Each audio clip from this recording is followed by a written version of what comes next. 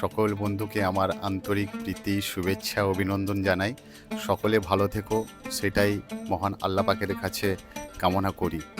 আগামীকাল পবিত্র ঈদ, ঈদ মুবারক সকল বন্ধুকে। আমাদের পশ্চিমবাংলার সকল ভাই হিন্দু মুসলমান সকলে মিলে যাতে এই পবিত্র ঈদটাকে আমরা যেন সুন্দরভাবে সুসজ্জিতভাবে আমরা এই ঈদের দিনটাকে কাটাতে পারি, সকলে মিলেমিশে থাকতে পারি।